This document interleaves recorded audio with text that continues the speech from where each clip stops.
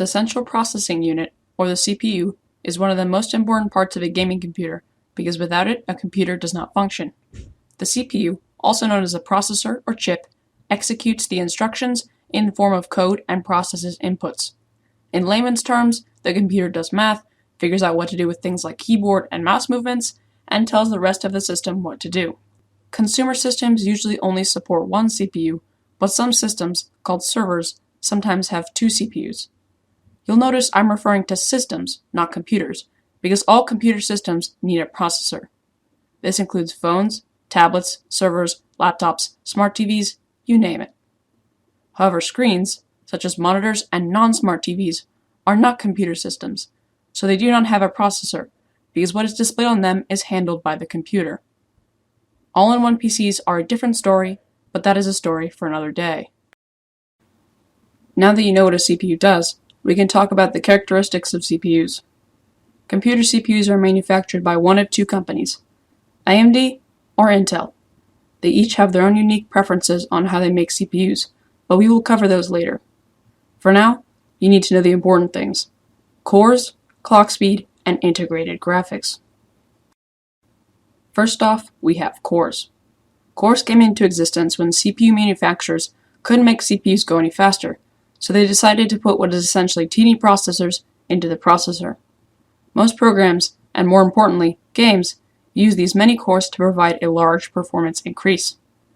The more cores your processor has, the better the games that can use those cores can run. Different games and programs use different numbers of cores, but 4 is usually the maximum numbers of cores game will use these days. 2 cores is okay in lower-end builds, but stick to 4 or more cores when you can. Next up in line is clock speed. Clock speed is measured in gigahertz, and most desktop processors these days have 3 to 4 gigahertz. There's an old saying though, not all gigahertz are created equal. With AMD, generally gigahertz are a bit more equal, and with similarly priced CPUs, it's usually safe to compare CPUs based on their clock speed and core count. When it comes to Intel, do not compare CPUs that are in different families based on core count or clock speed. When comparing Intel versus AMD, never, ever compare CPUs based on core count or clock speed. If you want to compare two different CPUs that aren't in the same family or manufacturer, just go look up benchmarks on the games you want to use it on. I know all this may seem daunting at first, but if you Google terms you didn't understand and look at some current CPUs, you should be good. Integrated graphics is a bit of an easier subject to discuss and is much more straightforward.